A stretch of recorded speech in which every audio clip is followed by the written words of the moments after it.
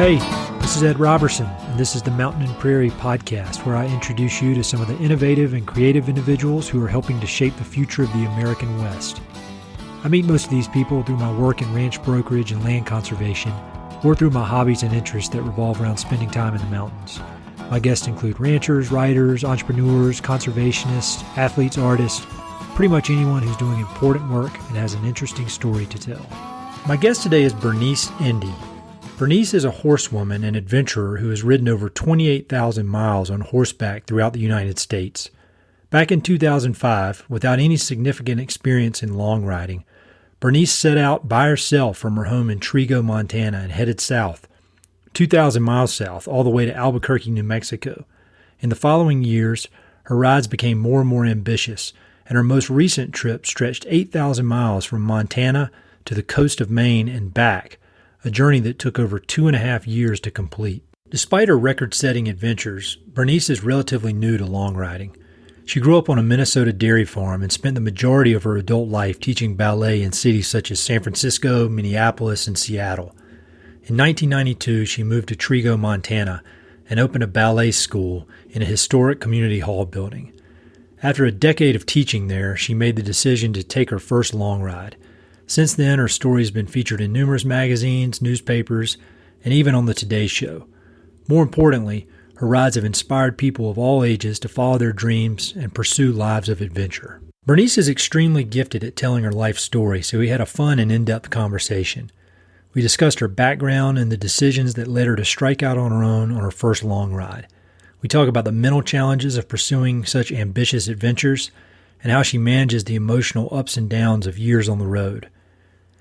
She breaks down the specifics of her long rides, how far she rides each day, what she eats, where she sleeps, and all the other important details. She also shares some heartwarming stories of people she's met along the way, stories that will restore your faith in humanity, especially in the midst of our current volatile political climate. Thank you again to Bernice for taking the time to chat. Hope you enjoy this episode. Well, the first question I've been asking pretty much everybody I have on the podcast is, when you meet somebody for the first time and they ask you that question, what do you do? Because I know you've done a lot of interesting stuff. How do you answer that? Well, they rarely ask me, what do I do? They ask me, what am I doing?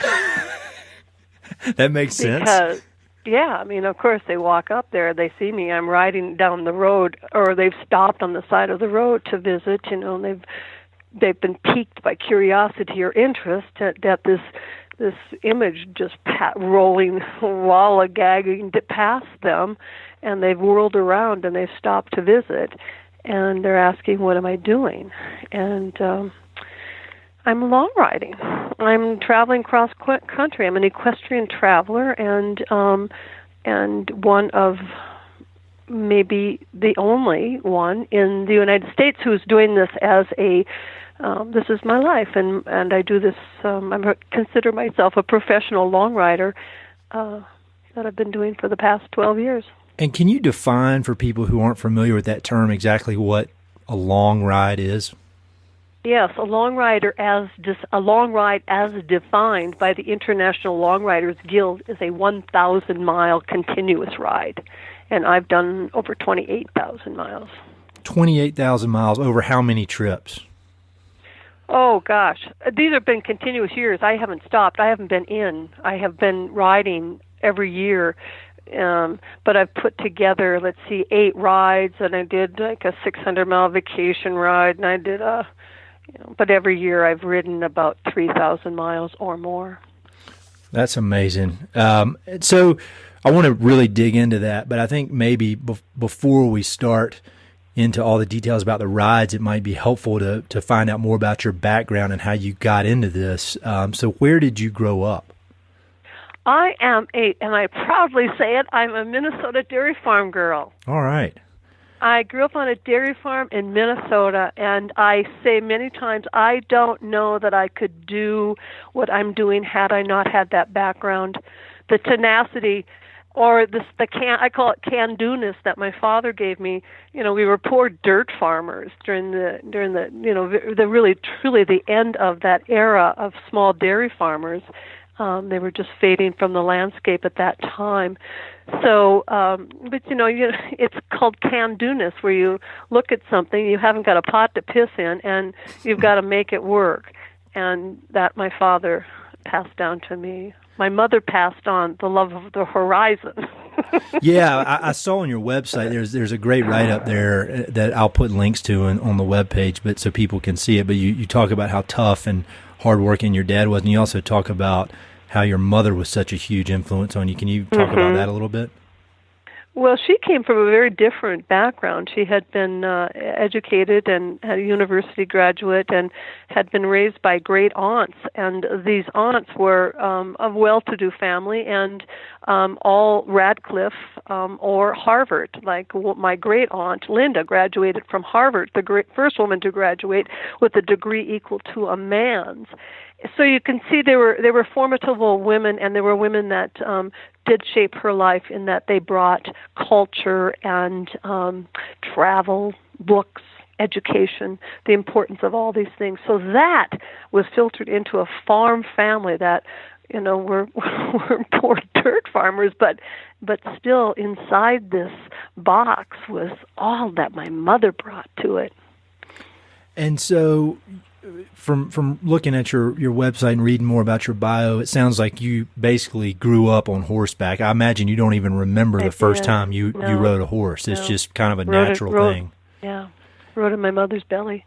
Did you? Yeah, well, I guess so. And so, what is there, now that you look back at your childhood, can you make any sense of what that attraction to horses, how that came to be? Because you've obviously, they've been a massive part of your life. What attracts you to horses and horseback riding and the lifestyle around horses?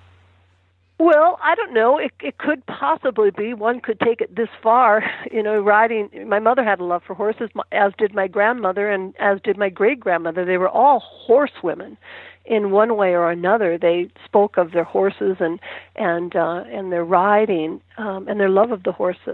So if I'm riding in my mother's belly and she's loving the horse, then I must have loved it when I was in her belly, riding. And then I remember as an infant, I couldn't have been, I don't know how old. I'm in my sister's arms and I'm reaching and grabbing for the mane on this little pony, our little crippled pony, and crying because they wouldn't let me be with the pony. By 4 years old, I was riding by myself, and I think I became a horse for the first 13 years of my life.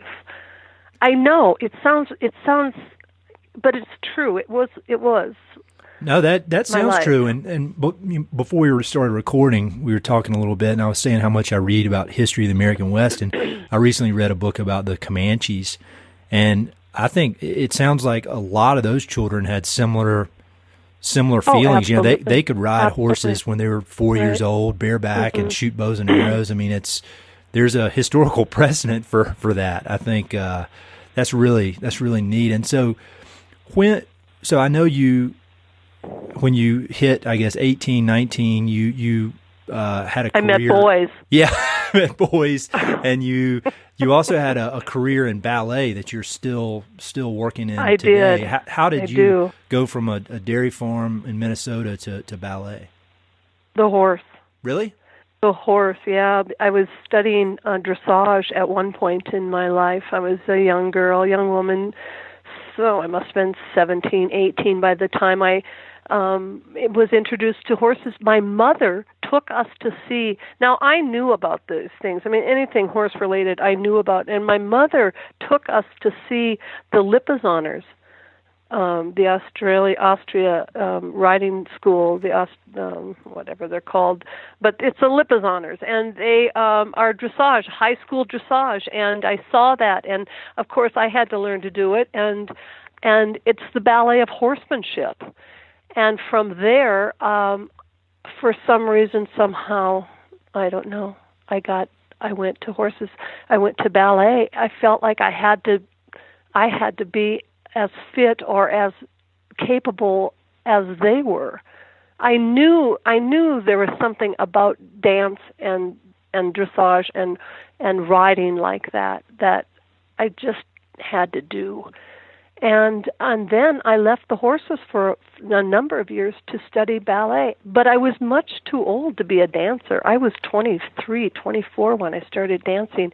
And I became and studied the Royal Academy of Dance method and became a teacher in the field and taught for over 30 years. And I know that you taught all over the country. Where did that take you? Oh, gosh, I taught in San Francisco, and Minneapolis, and Portland, Seattle. Here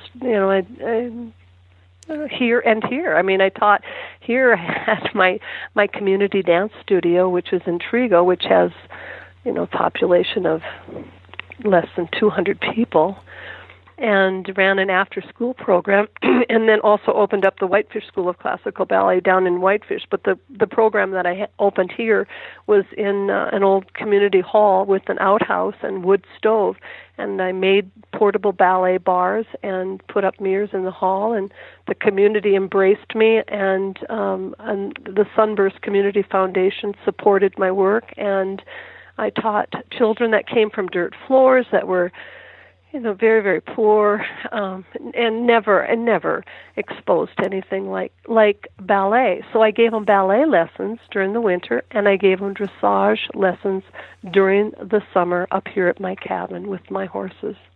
And I did that for 10 years. And so what attracted you to move to Montana? You'd been all over the place. I imagine you had opportunities wherever you'd want to be. And so what was the draw to rural Montana? Listen to this. I know it. This is really very interesting story because my grandparents, my great-grandparents settled out here in the Shoto area. Now that's over north of Helena. Mm-hmm. And there's the Hoys. It was the Hoys. And there's the Hoy Coulee, and they had a ranch there, and they were early homesteaders. And then my grandfather grew up there. My grandmother, who was out of Radcliffe, coming from an Eastern school, was living in Minneapolis. In our genealogy profile, it says her love of horses took her to Montana, where she taught school in a one-room schoolhouse in Bynum, near Bynum, mm-hmm. and met my grandfather, who was really pretty much a cowboy. They fell in love. Had my mother out here in Montana.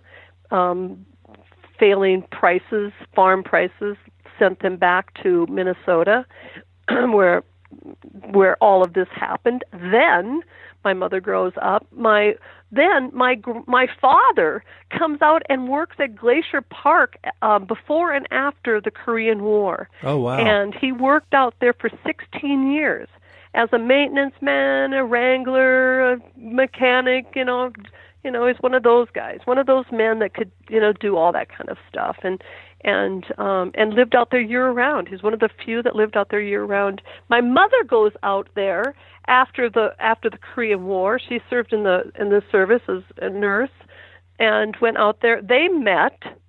Mm-hmm. She got pregnant. They go back to Minnesota, take over the old dirt farm, and so consequently, on the coffee table, there were these old black and white photos from my great-great-grandmother and her years out here in Montana and their years homesteading out here. When they lived in a little log cabin. And what am I living in? A little log cabin that looks so much like her little log cabin. And he broke horses. Wow. That's neat. It all comes full. It's in your blood. You can't help it. Right. It's quite natural for me to gravitate to Montana. So you had been in Montana, teaching ballet, living up there, and then how did this idea first come into your head to do a super long ride? I mean, I know, was it something that had been in the back of your mind forever, or was it something that just popped in one day and you said, that's a great idea, I'll try that? How did it come to be? Never. I never thought. I mean, I have had thousands of people say to me, I've always wanted to do that. I've dreamt about doing a long ride, getting on my horse and riding across. It's a legendary romantic image, and I'm just I cannot believe how many people have told me this. because it was never a dream of mine. And I cried the day I left, and I thought, this is so stupid. Why am I doing this? At that point when you have to jump into the cold water, right? Mm-hmm. It's like you're standing on the edge of the precipice, and you're like, I can't do this. I don't want to go. Yep. But Eagle has set you forth, and you can't. Everyone's standing behind you going, are you ready? Going to go? Right? So you have to go. And I rode right into a nightmare. Oh, my God, it was a horrible nightmare. It was just a nightmare. But I was at the end of my teaching career. I knew that I did not want to teach anymore, and although I have returned to it. But at that point, it was time to stop teaching. And I had been single for a long time. I had been divorced and never remarried. I devoted my years and my time to the children and the program, and really just set myself down that track. And then there's other things. I had through the divorce, I had developed alopecia. So when I left, I was a 50-year-old bald woman, completely bald. Alopecia is hair loss. And I looked probably like a cancer patient, although I was very, very healthy and very strong, and was living a very arduous life. And but I just, there was really something. Just, I don't know. I was training. I also trained horses for the McCurry ranches down here in Trigo. And I did, maybe 5 or 6 of his horses every year, brought them up here and did some training on them. But and I was training 2 horses. I was up on a mountainside with leading one, ponying one, and riding the other, and it was an idea that just shot like lightning bolt through my head that I'm just going to get on and I'm just going to ride. I'm just going to ride. There was a relationship that I was hoping would mature, and I just knew it wasn't going to happen, and I just needed to just go and just leave. Although, it's really easy to say that and then to actually get going doing it. But that's how I did. It was like a window of opportunity that opened, and I climbed through. And so... And never, ever expected that I would ride this long. Never had anything written on the back of my back saying, I'm riding for a purpose or anything. There was never anything like that when I started. It has matured into something more, but I certainly didn't think it was a nightmare. It was a holy hell of a nightmare. Well, that's what I wanted to ask. That is a huge undertaking. It's a huge undertaking no matter what. And I would imagine now that you've been doing it for as long as you have, it's still a huge undertaking. So how did you even begin to figure out how to do it? I guess trial and error. You just started and figured it out? Right. It was, I know, and I didn't look. I really didn't look around me. I was so thinking, I'm probably the only one who's ever done this. I'm thinking, oh, no one's ever done a ride like this. I didn't know. I was completely ignorant of the International Long Riders Guild and their page and their work, and that there would have been other people who could have given me information on how to do a long ride. But I had in my mind, I fancied myself a fairly competent horsewoman, and yeah, but you go out on a long ride, you're treading rough waters that very few people will ever undertake. To be alone at night like that, or to be riding down busy highways with animals that can do just about anything, and the near misses that occur, or just simply never knowing each and every night where your food, water, and shelter is going to come from. You don't know, and you've got to be able to. You have to have the competency, or the strength, or the focus, and the tenacity to override your fears and stay focused and all of that. Those are all things that, nobody can prepare you for that. You just have to do it again and again and again and again.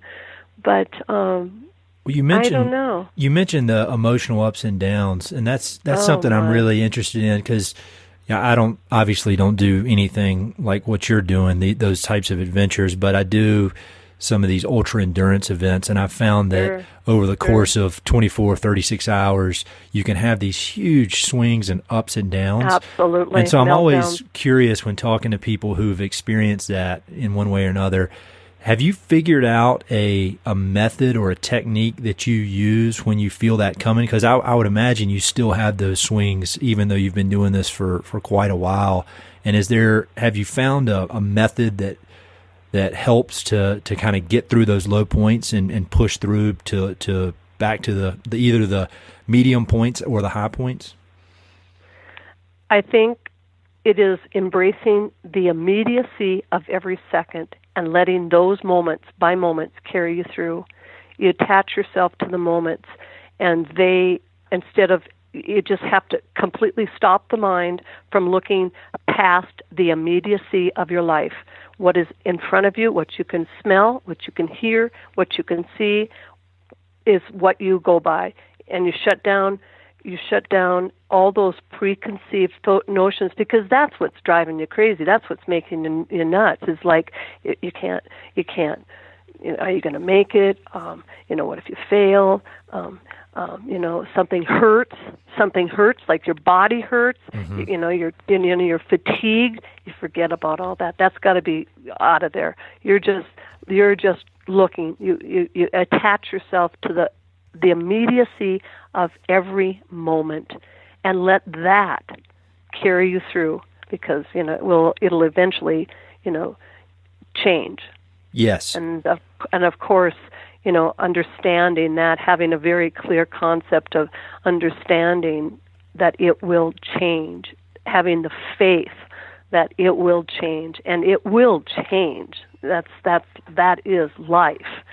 But yeah, I think that, and unfortunately, I think the only way to learn that is through experience, through going through these things, and then realizing you always come out of it. And it'd be nice if you could just read a book about it and figure it out and then implement it. But I really think the only way to learn it is to go out there and get whipped a little bit and then come out of it. Mm-hmm. So you were in the teaching world, surrounded by students, lots of interaction, changing these children's lives on a daily basis. Mm-hmm. And then you go off onto a ride like this, the exact opposite as far as solitude, being by yourself. What was that like? Because it seemed, obviously you seem to be a real people person, and you've got a gift for teaching, and you are made a career of that. And how was it going from that to being almost completely alone? Well, it's a misconception that you're going to be alone. Oh, okay. Because there's people everywhere. Yeah. And it's a magnet. This is an iconic image, and it is a magnet. People just cannot stay away. They are there at your campsites. It's amazing. They're there. Of course, now it's more so that I've ridden this many miles. But of course, you've got your alone time, but, I've lived alone. I've lived alone for a very long time, and I've lived up in a very remote community. Of course, I've had, phone. I never did carry a cell phone. I've never carried a cell phone. I've never carried any of that kind of technology, no GPS or anything.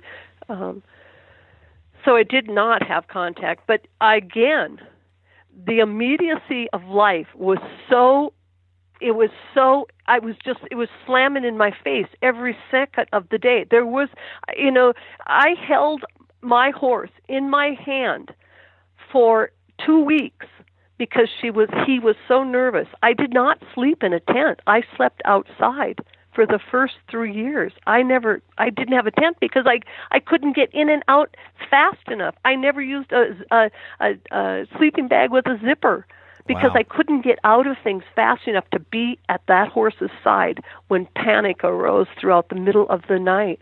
I would sleep maybe 3 or 4 hours.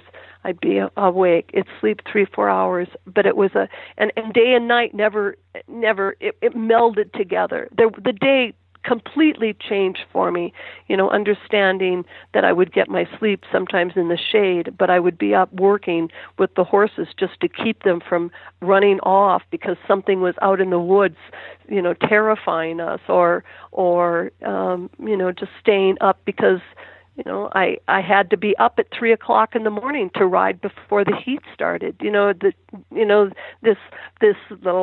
little blocks that we have, we work 8 hours and then we'll sleep 8 hours. Well, that was all just trashed. Mm-hmm. It was 24/7, and I loved it. So, I loved it. Yeah, it sounds like you were almost forced to be in the moment. There was no time to start thinking. Right. So for people, or for me and for everybody else listening, can you kind of walk us through, I don't know, kind of the technical parts of this? How many miles a day do you generally do? How do you get food and water, and where do you sleep? I mean, what just the most basic parts of this operation? How does it play out on a daily or weekly basis? Right. Well, I know I get asked this question all the time, and it so varies from time of the year, weather conditions, how many horses I'm traveling with, what the road conditions are like, whether I'm traveling mountain, whether I'm traveling plains, whether I'm headed into the wind, whether I'm not, if I've got hot sun, if I've got rain. All of these are variables. Let's just take the trip this last year that I finished this 8,000-mile ride, and the beginning of that ride, I shot off down the Rocky Mountains, headed east to the East Coast. So I've got the wind behind me. It's early spring. I've got a lot of snow, and I have to make a whole lot of miles because spring is my time of the year to make a lot of miles because it's cool, and I can travel a long time with these horses. They've got extra hair on their coats. They don't have it. It helps buffer them, so I'm conditioning them with extra padding with their hair. They're fresh. I've got, like I said, I've got the wind at my back. That's a good thing. It's pushing me. So I'm doing 35 miles a day, and I'm doing 600 miles in a month, so that I'm over into Minnesota by the time the heat sets in, and I've got to slow way down, and I've got to get up at 3 o'clock in the morning, and I can ride till 10 o'clock. Food, water, shelter, it's all iffy. I eat basically a lot of wild foods. I eat dandelions, nettles, and lamb's quarters, watercress, things I can pick out there. I always have greens of some sort. I'll carry hard-boiled eggs. I don't eat too much meat anymore, nuts and seeds, and then I'll fill up when I get into town. But I eat really pretty sparse and pretty light. There's a fair amount of walking. I'm not in the saddle as much as most people would think. I'm usually walking at least 3 hours a day. I try to get 10 miles, 10, 15 miles on my feet. And of course, food and water for the horses is, that really varies. I've ridden across Death Valley. I've crossed Sonora, Mojave, and the Little Red Desert of Wyoming. And those conditions are, that's a whole different story than riding up here up north where there's grass and water everywhere. It's just a piece of cake, or there is a house door to knock on, and you ride in and you humbly step down off your high horse and you ask for what you need, and hopefully they won't chase you off. Of course, they never have, but that is always a source. If you've got a house, well, you've got food and water. You just have to be able to go up and ask, and offer if you need to offer some money or something if they'd like something. But can you give an example of when you have gone up to a house? I would just imagine you interact with so many people over the course of one of these trips. Are there any stories that stand out in your mind that kind of reaffirm your faith in humanity? Just somebody being super kind. Oh my gosh, that's just on a daily basis. My goodness sakes, I do think sometimes that if I could just take everybody out there and show you, truly the heart of America, you would just see a whole different world. You would be revived with your faith in humanity. It really is. Although people point out to me, yes, but Bernice, you are seeing the best of America. You're in the best of these situations, and I ride in, and I most often, not always, but most often, my riding in there produces a smile on their face, because you can imagine what it must be like. There they are. They come out their door, and look what has just ridden into. The dog is barking, and look what has just ridden into their yard. These two horses packed and traveling. This woman who looks weathered in a big hat and boots and spurs, and obviously I'm not just riding out for an afternoon jaunt, but this is something that stops them, and they are like, "What in the world are you doing? Where are you going? Who are you? And why did you ride into my place?" And it's like, the doors swing open, how could they not? I mean, I'd be so startled myself if something like me rode up. And I also think it's a great advantage because I am a woman and I'm older, and I do keep myself very tidy, and I have a card that I show them. I give everyone, it's a postcard card, and it's got all of my information, the website and photo, so I enjoy visiting with people and hearing their stories and passing those stories on. But oh my gosh, it's I do try. I'll be riding along, and it's getting about time. I've got to either, if I'm in this situation where I'm riding along, and I do have to stop and ask for water, and so I'm starting to look for a place, so I'm kind of, all right, I ride by, oh, no, I'm not going to stop there. Okay, well, oh, look, there's a place over here. No, I'm not going to stop. But then I'll see a place, and it's obviously, you can tell that it's a senior lives there, an older somebody, a man, woman, or couple that lives there. It's an old farmhouse, right? And I like to ride into those because I can only imagine this must kind of spice up their life. Now, you've got to remember the first, how many years? The first 20,000 miles, I had a dog riding on one of my horses. Oh, did you really? I mean, this is like a dog and pony act, right? Yeah. I ride in, there's a dog sitting up on top of one horse, and I'm on the other side. I mean, it must be just like, oh my gosh, this is going to be a story they're going to tell for a very long time. So I do try and catch seniors, but I rode into one woman's house, and I was crossing Iowa.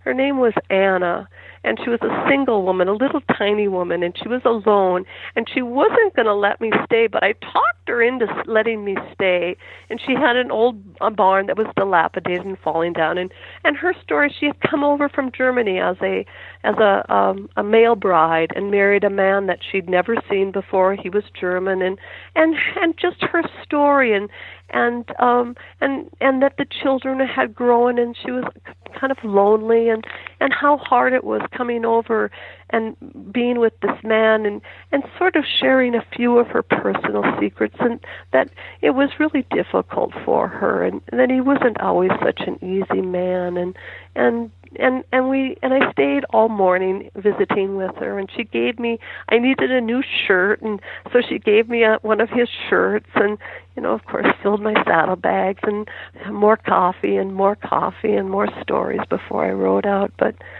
I know that's great. I think everybody, including myself, could, especially these days with the way the political climate is, I think everybody could benefit from getting out and just seeing how the majority of people are. They're good people, and they just want to help. They are good people. They are.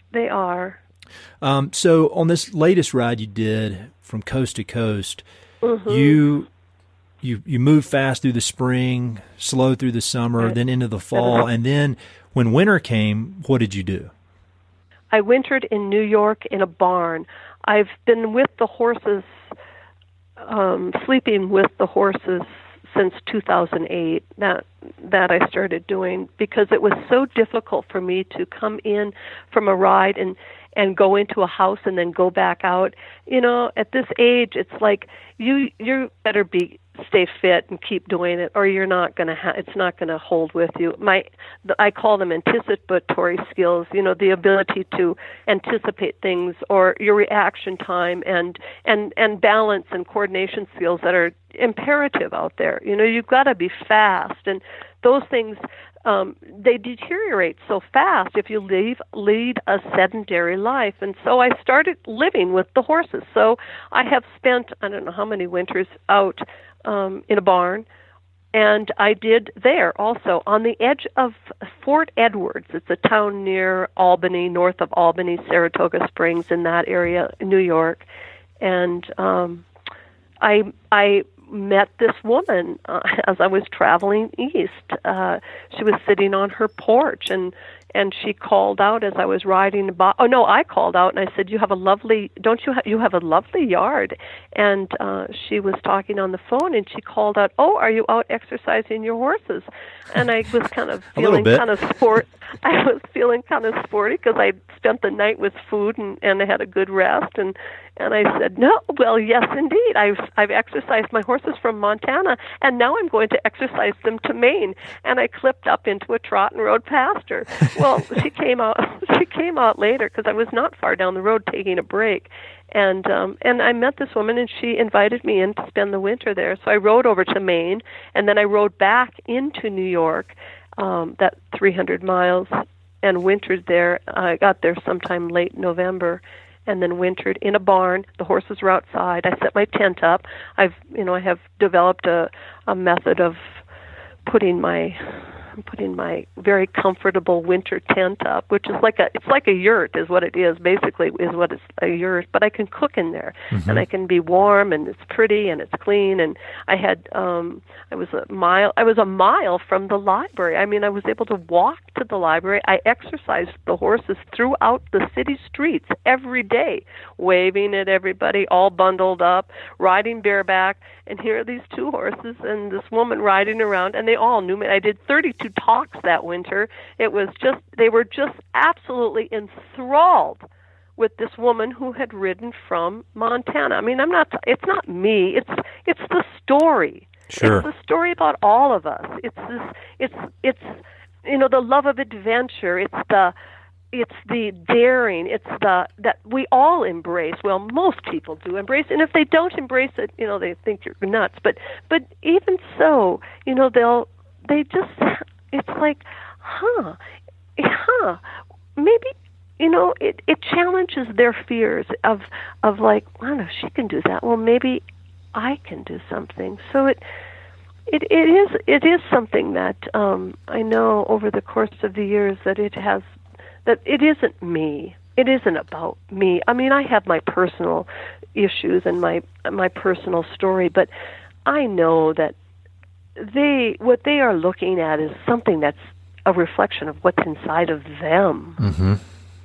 And as a woman, I know that you do some work to promote the women's leadership, and can you talk a little more about that? Because I think it's even more unique that you're able to do this as a woman and inspire so many young women to follow their dreams like this.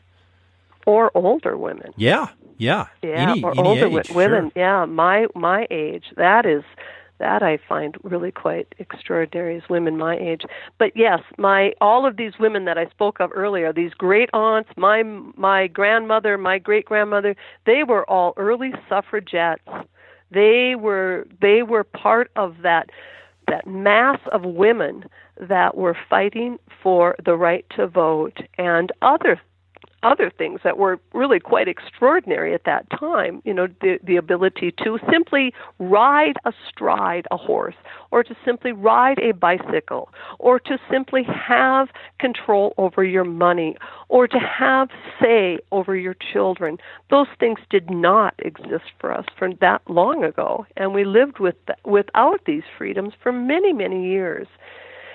So yes, I do. And over the course of these years, I've come to, I hope, inspire other women to reach beyond their fears and seek leadership positions. I feel that we should stand not in the shadow of men, but next to them, and I think it would make us all better people, both men, women, and our country. I think it's very important that we have more women who would like to partake in those positions. I agree. If this is a big question, and it'd probably take a book to answer it, but I understand you're writing a book, so maybe that's what this is about. It's coming out this year. Oh, is it really? Well, I want to hear more. Our Country Press, yes. Really? Finally. Well, you may answer this in the book, but if you had to think about yourself before you started doing these long rides, and then think about yourself right now, what would you say is the biggest change in you personally? I think I felt this on my first ride, and the name of the book is In My Own Skin. And that's what happened. I hit the wall about 1,000 miles into that ride. I literally, as you know about walls, hitting walls, yes. If you do marathons like that, you know what it's like. And I had help getting me through it. And after I got back in the saddle and I moved on past the wall, I felt like I had climbed into my own skin for the first time. I felt like, and I wrote this in the book, I felt like a duck who had just discovered water and could fly. And I felt like in the absence of mankind, all this stuff, that I found out the true nature of what she, this woman inside of me, really had. The potential, the strength, the courage I never knew existed. And if I did, I didn't know it. If I had it, I didn't know it. But I came to know it. And it took years, though, learning how to wear it well. It's taken years to learn it truly. And I've often thought, because I've had no mentors, there were no female mentors. There was no other woman who could I draw my inspiration from women like Susan B. Anthony or my great aunt. But as far as long riding, I was when I first started, I was so sure people were going to laugh at me. I was so sure they were going to say, "What the hell do you want, lady? Get out of here. You want water? Well, stay home. You wouldn't need any water. This is the stupidest thing in the world." I was raised in a relatively conservative home, and women just didn't do this. You just don't do things like this. So I rode with this for years, with this idea, this thought that people would either yell at me or turn me away if I asked for help, or they would think I was really stupid. And of course, there's a fair amount who rightfully so can think that I'm crazy. But that is what I discovered, was this being, this woman that is, in the absence of fear, there's freedom. Mm-hmm. And that is what I discovered. Well, I can't wait to read the book. You said it comes out. When did you say it comes out next year? It'll be out this year, Christmas time, or before great. Christmas. In My Own Skin by Far Country Press. Great. Well, when it comes out, I'll obviously send it out on all our social networks and that kind of stuff. And I'll pre-order it. I want to read it. Here's one question I've asked pretty much everybody that I've interviewed, and I've gotten a lot of different interesting answers, so I'd like to hear what you think. Like we were talking about before we started recording, I do a lot of work in the conservation business, mm-hmm. and you obviously live very close to the land and close to nature and with animals. And when you think of the word conservation, how would you define that word? Because I know it has a lot of meanings to a lot of different people, but what does it mean to you? Well, I would certainly attach the word sustainability onto that, and I don't know. I would associate it with environmentally concerned use of the land. Mm-hmm. That it is used in a functional way, and yet in a very pragmatic way that allows for use by many, not just animals, people. This is my idea of a really far great conservation program is the conservation program over by Ovando. But what they've done is it's along a river, and they've got big ranches. But the ranchers have now provided access for fly fishing, and they're working to keep a healthy habitat for grizzlies and wolves, and working together to monitor noxious weeds, and working together to help fortify a good, healthy grassland, and yet provide a place for hunters, and I just applaud them.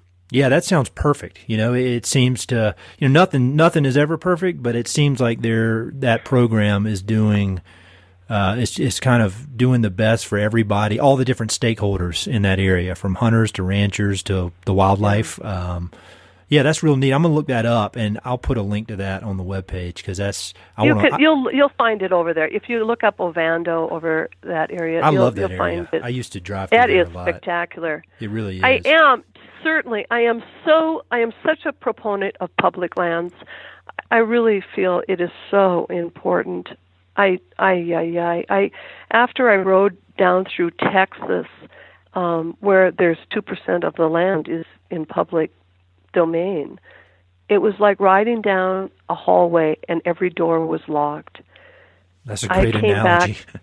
I came back and I thought, oh my gosh, what we have got up here in these public lands. It's amazing. It's our national treasure. It is our national treasure by far, and that we really do need to learn to manage this well. I know it is controversial. I cannot imagine managing it. I just can't even imagine. It's very, very complicated, with natural resources and the cost of maintaining them and all the rest of it. Of course it is, but still. It's I'll tell you though, this recent threat to the public lands by the new administration, I think one of the great things about that is that it's brought together so many groups who normally are not on the same side. Like it's brought together kind of the environmentalist bird watcher types who like to go hiking with hardcore elk hunters because they all love public lands and it's all an important thing. And so I think while it's been unpleasant, this fight over it, I think in the end, everybody's going to come out stronger. We're going to find a lot more common ground than we had before because everybody's really realizes just how important and how unique these public lands are. I agree. Well, I've got some quick questions that I've asked most of the people that I've interviewed, and I'd love to run a few of these by you, and your answers don't have to be quick, but okay. If you had to recommend a few of your favorite books, and they could be about the American West or really about any subject, are there any books that come to mind that you are especially meaningful to you? Oh my gosh. Let me think. What is especially meaningful to me? It's hard to pick just one. Yeah, I don't know that I could. Do I have to pick one? No, you can pick as many as you want, just whatever comes to mind. I'm going to say this. This is just going to throw everyone for a loop, is because I love reading Sherlock Holmes, Sir Arthur Conan's work. I just love reading his work. Do you really? But I also, I do.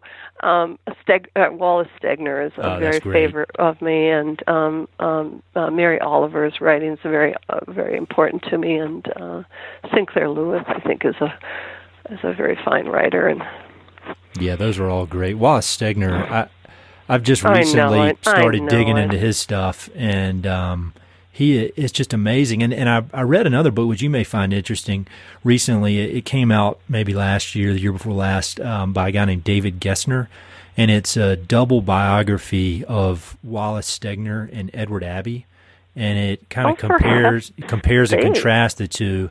And you really just learn a lot about the history of the American West and about the personalities of those guys and all the hard work that they did. It's pretty cool. It's called All the Wild That Remains. It's a good one. Okay. So when you've got so many varied interests from ballet. I understand you're great at piano as well with the horses. Are there any hobbies you have that may be surprising to the listeners that may be kind of unexpected? It's all kind of unexpected to me.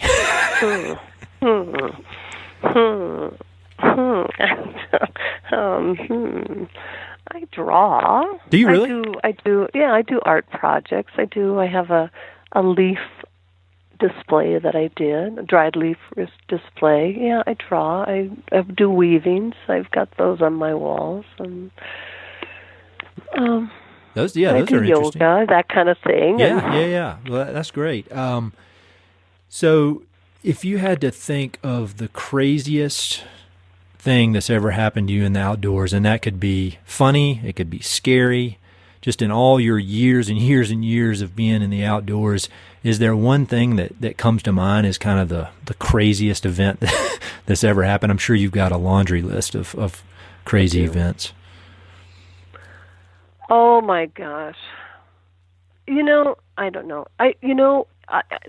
This isn't crazy, but it is poignant. And that was riding to the East Coast and going onto the Atlantic Ocean and riding on the beach side. To have ridden that far, how I don't know. It's just to have reached it, and then you are riding your horses on the ocean. And where were you on the Atlantic coast when you did that? I was near Kennebec. Wow. That's south of Portland, Maine. Yeah. And how long had it taken you to get there from Montana? 8 months. Wow. I can't even imagine that. I mean, it's just that's just unbelievable to me to try to wrap my head around. And so last of the quick questions, in all that you've seen throughout the West, is there anything that pops out in your mind as either the biggest challenge or the biggest opportunity facing the American West? It very well could be the public lands that we already spoke about, but does anything pop out just in all your travels? Well, it's staggering. I think the growth is staggering that I have seen since I started riding in 2005.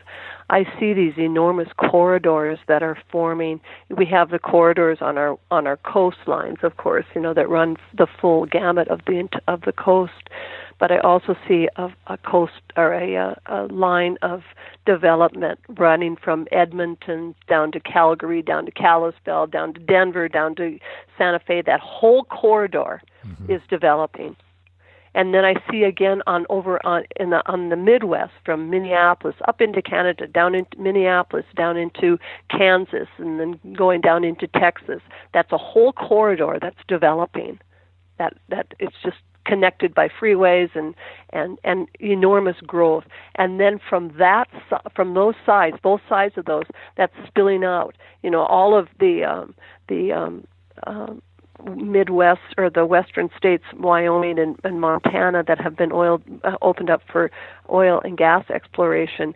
That was open space when I started in 2005, and now it's just simply a maze of roads for the most part throughout that country, and that how much change has occurred there. That I don't know. How do you stop it? How do you slow down this progression of humanity? I don't know. Yeah, there's no simple answer. I think anytime anybody offers up an answer that's one sentence, you can tell that they don't really know what they're talking about, because the reality is it's enormously complex. And the growth is staggering. It's staggering, and it really is. It's staggering. I see, like yourself, there's a folding in from the West Coast people into the center of the United States, and the East Coast people folding into, it's the same thing, migrating. They're just migrating, and of course the immigrants that are migrating here. I mean, we really are going through, an historical time of change for the United States. We are. No question about that. It's going to be very interesting to see what happens. So if you could make a request of the people who are listening to this podcast, and they're basically people that love the American West, and they show that love either through recreation or through their jobs in conservation or ranching or through adventures like you've done, if you could make a request of those people listening, what would it be? A request? Yeah, just kind of... maybe you could give them advice, or you could ask, continue to be kind to people, pay attention to the environment. I don't know, impart some words of wisdom, perhaps. Well, certainly, fill their days and their hours and their minutes with gratitude that we have this, and that we choose to keep it. Yeah, that's great. So how can people connect with you, learn more about you? I know you've got a website. I know you're on social media. Can you list those off for us? It's www.endeofthetrail.com, and then Facebook is Bernice Ende. Great. And you can Google Ende, you can Google my name, and all of that will pop up. So perfect. Well, and I'll have links to everything so people can just visit the website and click through. And if you just type your name into YouTube like I did, a ton of really interesting videos show up. And so I encourage people to do that. But thank you so much for taking the time to chat with me. It was very, very interesting. I'm going to go get on my horses and go for a ride. I'm in training phase right now. I'm training a new horse out, so I'm in training phase. So I'm riding. Well, what's the next adventure? Well, this year I've got to train this new horse out. So it is a training year. I will stay pretty much just in this area of the Northwest. I'll ride over, cross the Rocky Mountains and ride over to the Helena area to my east, and then I'll ride across to the west over to eastern Washington. And then I've got a talk at Harvard in the fall, and the next year I want to be on the East Coast from 2018 to 2020 because it's the 100th anniversary of women's rights to vote, and there'll be celebrations all over the place. And I want to be out riding during that time of our historical event. So I'm preparing the horses for an East Coast ride, which, it's pretty serious riding over there. Sure. Well, good luck with everything. If I'm ever up in Montana, I'll give you a ring because I'd love to meet in person. Well, I thought maybe you'd be jog up. Yeah. Run. You can run up. Hey, it's Ed again. Thanks so much for listening to the podcast, and thanks for listening to that particular episode. I hope you enjoyed it. Before you go, I've got 3 quick things. Number 1, if you like the podcast, please do me a huge favor. Either pass it along to a friend who may be interested, share it on your social media, or go to iTunes and give it a 5-star review. All those things would mean a lot to me, and they would really help to spread the word about the podcast. Number 2, if you've listened to many of these episodes, you know that I love reading and I love talking about books. Every other month, I send out a quick email with a few books that I've recently read and highly recommend. The subjects are varied, but they're pretty much all nonfiction with an emphasis on history, biographies, adventure narratives, and topics related to the American West. There are no sales pitches for ranches, no spam, no other kind of nonsense, just books. So if you'd like to sign up for the list, head to Mountain and Prairie/reading, or just go to Mountain and Prairie and there's a massive tab at the top that says book recommendations. Click on it. There are a ton of good books that I've read. Some of the old email lists are on there. You can go crazy. There are a lot of books. And finally, if you know anyone I should interview for the podcast, please don't hesitate to reach out and let me know. All my contact info is at mountainandprairie.com, and I'm on all the social media stuff, Facebook, Twitter, Instagram, blah, blah, blah. So feel free to reach out. I'd love to have some recommendations and suggestions of interesting people I should meet. All right, that's it. Thanks for listening. Talk to you soon.